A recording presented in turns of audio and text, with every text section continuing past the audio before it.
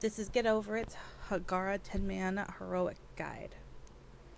During normal phase, Dan will tank Hagara at the north side of the room, which I'll mark with an X. He'll tank her facing away from the raid due to focused assault. When focused assault hits, Dan will need to survive it by popping any cooldowns that he has and being healed through it. When Hagara phases, Dan, you will either stay where you are for lightning phase, or you will run directly to the first ice crystal, which will be to your left, where I will have a purple marker. DPS and healers for normal phase. Melee DPS will be directly behind Hagara. Ranged and healers will be behind the melee, spread out. When ice lances come out, it is the ranged and healers' job to step into them. They need to soak the ice lances for about 3 or 4 stacks, then move out of them and let your debuff fall off before stepping in again. Ice tombs are exactly the same in normal mode. Stack up on the boss, DPS them down, and then get back into position. During ice phase, from your normal position from the normal phase, you will run to purple, which will be where the first ice crystal will spawn. Kill the ice crystal as soon as possible. When it goes down, ranged and healers need to run into watery entrenchment and stack on Hagara inside the big water bubble.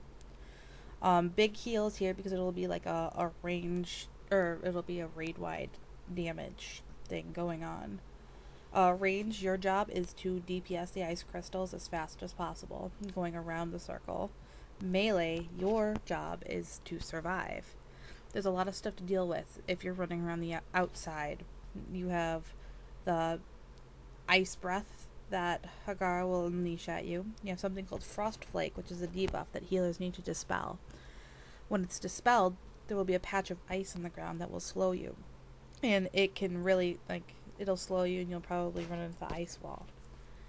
If you're having trouble avoiding the ice wall as you run around in melee DPS, the ice crystals, you can always hop into watery entrenchment and let the wall pass you by, and then hop out again. Sprint and aspect of the pack here really help. It'll help you keep away from the ice wall and dodge the circles of falling ice and the frost patches. So if you can have that up, it's very helpful. Alright, for lightning phase. After normal phase ends, Dan needs to stand exactly where he was and wait for the ad to spawn.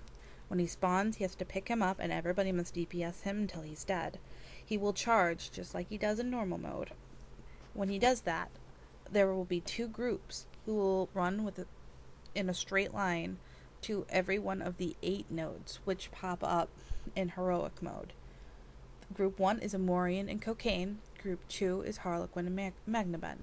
There will be a yellow marker on the left side of the room and a purple one on the right side of the room. Group 1 runs along the yellow side, Amorian in front, and Cocaine 10 yards back. It's very simple. You run straight line out to the very corner and then back into the last node. Group 2, Harlequin and Magnaben, purple side of the room. Same deal. Harlequin will run first, Magnaben 10 yards behind him. Hit every node out and then every node in. When all the nodes are charged up, Hagara will be stunned and then we DPS her. After every phase, Dan, you will have to pull Hagara back to the north side of the room, and everybody will have to maintain their normal phase positions until the next phase.